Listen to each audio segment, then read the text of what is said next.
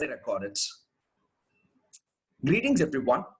This session is particularly to ensure that our common questions and classroom sentences are effected properly. Why should this topic be so? Now, I would like to underline the fact that the topic is not sentences and questions. It is questions and sentences. It is simply because of the fact that as teachers, we are prone to ask a lot of questions than to utter a lot of sentences.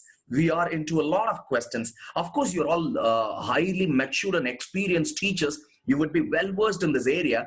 However, this session would underline a few things, would highlight or focus a few things that you already know. This would be a brush up of our skills and talents. Here we start, friends. There is a common misconception across the schools of the country that the English teachers are responsible for the quality of the students' language. The teachers of English give English as a subject. They cannot give English as a skill, my dear friends. In fact, all the concepts of grammar and vocabulary can be instilled in the students by the teachers of English. But the practical application of the language, the execution of the language happens actually out of the English period in the school. When we deal with the subjects, when we interact with the students, the application of their grammar and vocabulary is strengthened. And that is why every teacher here will have to be so strong, bold, and confident in their common sentences and questions. We all know that the first impression is the best impression, and it is also the toughest impression. When you get into your class, when you stand on the stage and deliver something, the first mistake the most of us make is when we greet. Maybe we say, good morning to everyone and start the meeting. Remember, friends, good morning to everyone is wrong. A greeting can never have the preposition to after it. So this is our lesson number one. Let us always ensure that it is good morning, everyone, and it is never good morning to everyone. So this would be the first factor we would know. This has already been discussed many a time. However, let us start with this.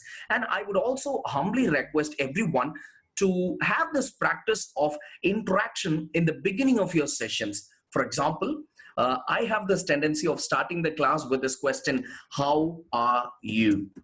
You can also see my text in the chat window, friends. I'm just trying to give it all as if I'm using a blackboard right away. It's given, how are you? Like, let us ensure that all the students have this habit of saying this. I'm fine, thank you. How about you? Like, why should this be practiced? This has got no connection with our subject. This has got no connection with the classroom manners. But why should we do this? They say that every student will be in the mindset of the previous class for at least 10 minutes after your class has begun. So you need an insulation. You need a separation of mindset for the boy to switch over into your class, and such questions would very much sanction that. It would very much promise that. And if you have practiced this, the students will automatically, inevitably, very eventually and naturally use this when they see or when they meet an outsider. I'm fine, thank you, how about you? They would tend to ask this when someone says, how are you? So my humble recommendation to everybody is to start saying, good morning, everyone, how are you? Practice them with this point, I'm fine, thank you, how about you? Then you may say, I'm fine, thank you. So this is the way the first impression is marked always. Please be very clear about this. The first impression is the best impression. Now, as we advance, like as teachers, we always tend to ask them how the previous day's class was. We tend to revise what was given the previous day. So what do we ask? We all fall into this trap, my dear friends. The formation of questions in this particular area. I've seen many of us asking the question this way. What we discussed yesterday? What we saw yesterday? What I told you yesterday? My dear friends, this is where the learning commences. See, be very cautious when you're asking a WH question. When you're asking a WH question, what you are doing, like how does it go wrong? Why is it wrong? See, remember when you ask them what we discussed yesterday, first try to hide the WH question. Hide the WH question. You should be able to see an yes or no question there. For example, when I say what you are doing, In this case, hide the WH. You will be able to see you are doing. That's a sentence. That's not an yes or no question. But when you say, what are you doing? Hide the WH question and you see an yes or no question. Now, this is how the questions have to be effected. What are you doing? This is how you get confirmed that your WH question is right. Am I clear, friends? Now, for this basic question, it doesn't sound so difficult, but think of some complicated questions. What have you been doing all this time? Where had you been all this time? In all these cases, when you apply this logic, your WH questions would be very effective. So let me put this point again. When you ask a WH question, check if it is a WH question by hiding the WH word. You should be able to see an yes or no question on the right side. Now, advancing into the same area, I've seen most of us asking this question, what are you doing for 1 hour? What are you doing for 1 hour? I've seen this question coming around us in many cases. Let me tell you, friends, this question sounds grammatically right. You feel that the structure of the question is proper. They say Dr. Abdul Kalam was a very sophisticated speaker. Do you know why? Dr. Abdul Kalam did not have a wide range of vocabulary. His word choice was not very powerful.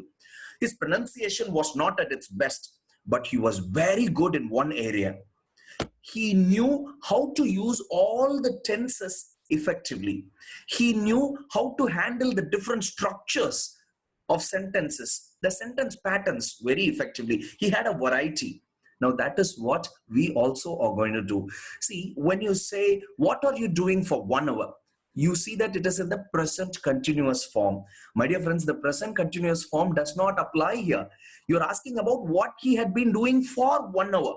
Say this 1 hour is nothing but duration, is it not? This 1 hour is called duration.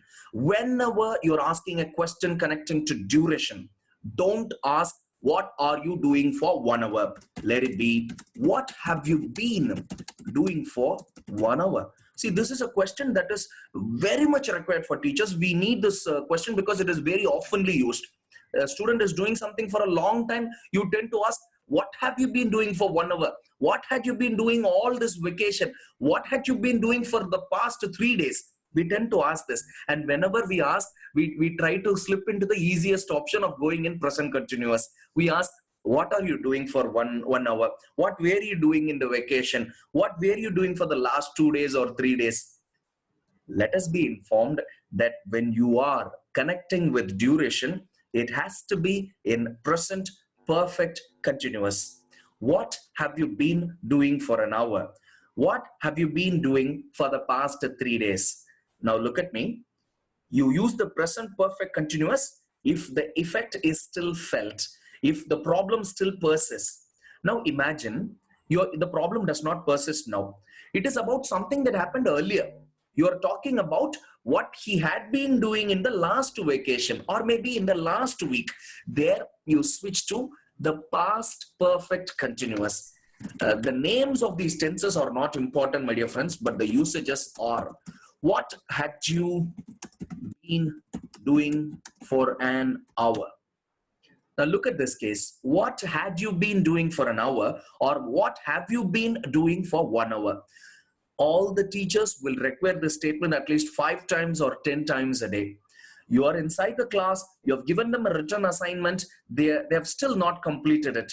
That's where you say, what have you been doing for 1 hour? Now you had given them an assignment for the last 3 days. There are a few students standing in your class and saying we have not completed it. Here you go to the past. What had you been doing for an hour? So let us make it like this. And advancing to the next case, I've seen most of the teachers using this phrase. I've told you many times. How many times should I tell you? So we need some words or some usages for this phrase, many times. Many times, like, we get bored when we use it many times. So maybe a few usages like many a time, Many a time is a wonderful professional usage, my dear friends. When you say many a time, there might be an article before it, but still it means so many. Still, it is in the plural form. So you can say, I have given you many a chance. I've given you many an opportunity. So you can use it exactly like this. Many and what you gave him. Try this. And there is one more beautiful word that will help you in this context. This is not in our regular usage, but you can bring it in your regular. Have you heard of this word umpteen? Umpteen means many. I've told you umpteen times. Umpteen means so many, like it's more, it's abundant. That is the point. Umpteen number of times that I have told you. You can put it that way. All right. Now, as we advance, we step into another usage that teachers would require because we always address so many students in our class. So we go with this. Everybody. What is the speciality of this word, everybody? This is one of the most confusing words in English, my dear friends. When you use everybody, like everyone are talking. I've heard this so many times. Everyone are talking. Remember, everyone does not take a plural verb at all. Everybody is talking. Each one of you is talking. Now, what is the difference between each and everybody? Can I use each and everybody in all places? No, no, no. Each is a specific usage. Every is a generic usage. I put it again. Each is a specific usage. Every is a general usage. When I say, I'm going to give everybody a chocolate. When I say, I'm going to give everybody a chocolate, that means it's the same eclairs that I'm going to give everyone. There is no specification on the type of chocolate for each kid. But when I say, I'm going to give each of you a chocolate, when I say I am going to give each of you a chocolate, that means I'm going to give him Dairy Milk, I'm going to give him Kit Kat, I'm going to give him eclairs. There is a specification, there is a distinction between each of them. All right. Now, since I said, or maybe use the word distinction, let us talk a little about that and move. Distinctive. Distinctive. This is a word of appreciation that you can use for your students. Whenever you feel that one guy is excellent, he is out of the box, he is well ahead of the other students, you may use this word, distinctive. Usually in the report card, we have this area for distinction. Distinctive is an adjective that you can use very well. And yeah, nobody, all, these are again confusing words. Like many people after watching this movie, Nanban of Vijay, wondered why this is all is well. This has been our question. When you say all, is it not so many people? Should it not be all are well? Why does he say all is well? Now remember, friends, all or say nobody, everybody, each, they're all under this one family of antecedents where it is the singular usage that you give. They are either taken as a collective note or they mean everybody individually. So it has to be is. And here is another usage which you like, but we don't use it very often. We don't use this guy. See, when it comes to English, my dear friends, I've discussed with many of our principals who have also felt the same. They would say, Shyam, if we conduct a test for all our teachers in English, they would all secure 95 and above. There is no doubt about that. When it comes to the written part, we are all very powerful. That means we know English. But when we speak, if you think it is not popping out of your mouth, if you think you're not able to get that fluency, my dear friends, that simply means you don't own it. See, knowing something and owning something are different. When you know something, that's a subject in your head. When you're owning something, that is a skill at heart. I repeat, when you know something, that is knowledge in your head. When you own it, that is a skill at heart. English has to be a skill if you would like to implement everything that you have learned. Now here, let's go either or.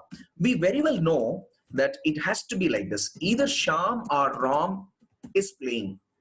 Am I right? See, you have a doubt of who is playing, and you feel either Sham or Ram is playing. Now, you know that it should be a singular case here, but here is a new information for you. Either Sham or his friends are playing is correct. Do you know that? It's not in all the cases that either or comes with the singular verb. In this case, it comes with a plural verb. I'll explain this to you. Now, let me give you another format. Either his friends or Sham is playing is correct. Let me explain this, friends. Either Sham or his friends are playing. Either his friends or Sham is playing. Why is it so, Sham? It goes like this. Look at the noun which is close to the verb. Look at the noun which is close to the verb. My verb in the first sentence is close to friends, which is a plural form. So I have mentioned it as are playing. Look at the next case. My verb is close to Sham, singular. So it is playing. I think you get it. The same is the case with neither or, neither nor as well. All right. So use either or and neither nor. Let it not just be a subject. When you use it in your classroom regularly, that usage adds a lot of excellence. All right. Now I move on to the next case, friends. A very popular usage of teachers. This is it.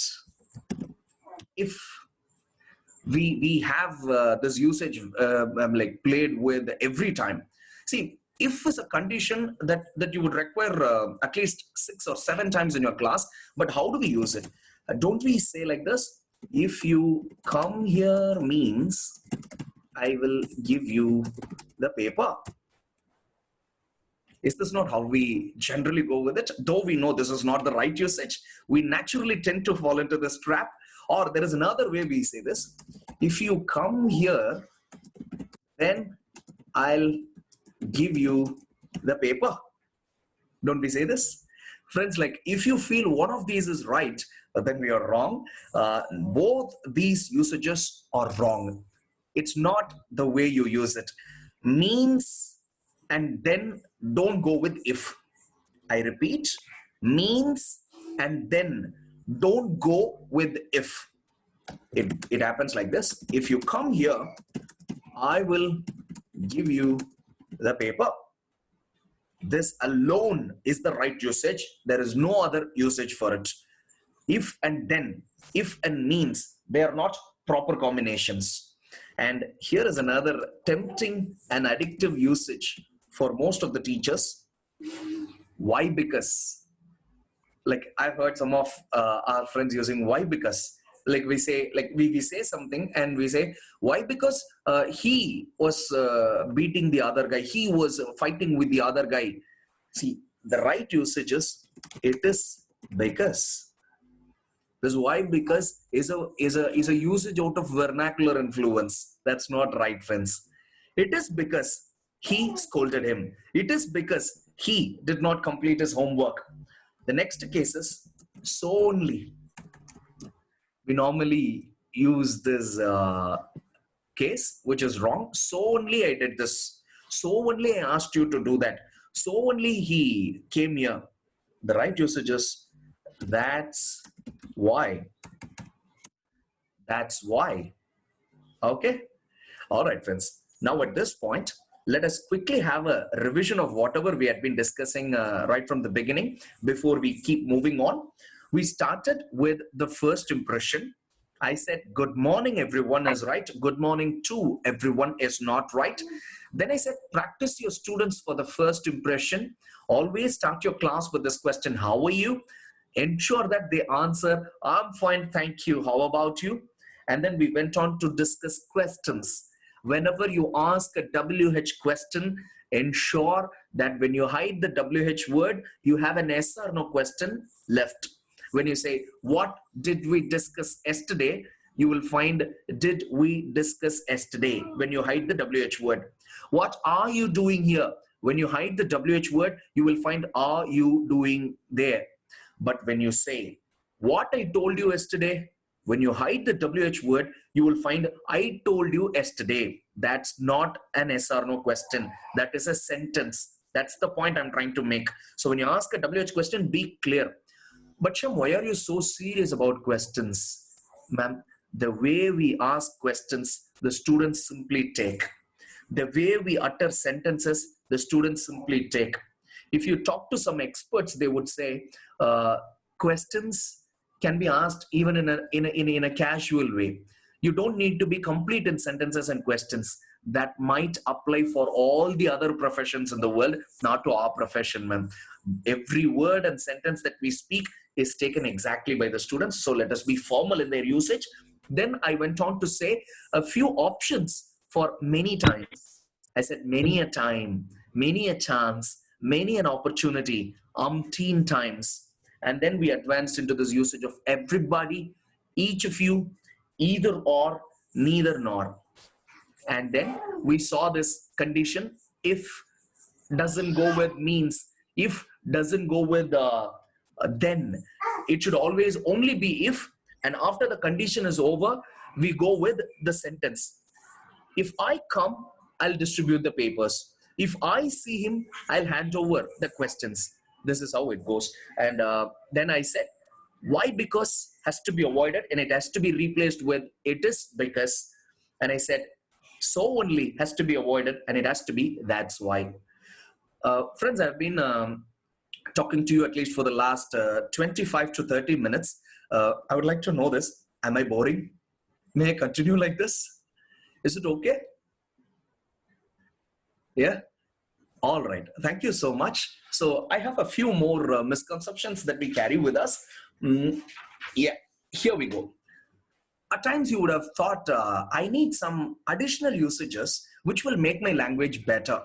For example, the word because. See, because gets very boring after you use it for a while. And here is your extra word for it. For. For. Have you used the word for in the place of because? It's very nice to use. See, it goes like this. I didn't attend school today because I was ill. So this is how students say, or maybe we report to the principal. You can very well replace this because with for. I didn't attend school today for I was ill. Now look at this case where the for perfectly substitutes because. And when you use for, your language looks to be very classy and elegant. And here is another usage. As I'm suffering from fever. As I'm suffering from fever. If you're looking for a substitute for this word as, it goes to be since. Since I'm suffering from fever. Sounds to be very professional. Sounds to be very different. And then here we go. Most of the times we use this word. Sure. Sure, sure, sure. And if not, we go with definitely. Here is an alternate for that, my dear friends. Use this very common word, certainly. Certainly, in the place of definitely. It helps you better. That adds more style to the language. All right. Now, as we discuss this, I would like to give you some words connecting to appreciating students. Like, how do we appreciate students? It is found that there are three ways in which teachers appreciate students. Number one, we tend to say that guy was errorless. There was no mistake in his presentation. If that is the case, you can use these words. Impeccable, spotless, immaculate. These are words which clearly define that something was error-free. You would have seen this word immaculate as a word used by Christians very often. Immaculate to them is a word of purity. So immaculate, spotless, impeccable can be used if you're going to appreciate a student because his performance was error-free. Now the second case, you would like to compare this guy with another guy and say, I can't compare you at all. You are so good. Like as I said, distinctive. That guy is very different from the others and he is fantastic. You are not able to compare him with anybody. In that case, the words matchless, incomparable, Non-perile, like this is a new word for you. Non-perile. His achievements are non-perile. His glory is non-perile, means nobody can stand close to it. Nobody can stand in comparison with him. That is the meaning. So I've given you two kinds of appreciations. One is saying that the guy is error-free. The next is saying that we can't compare anybody with him. All right. Now, the final way of comparison, the third way of appreciating is just saying that that boy was excellent. Just saying that boy was excellent. Here are the words. Guys, before I say this, here is a point for everyone. Please look at me. Please look at me. Note down what I say now. This window will close in another 30 seconds.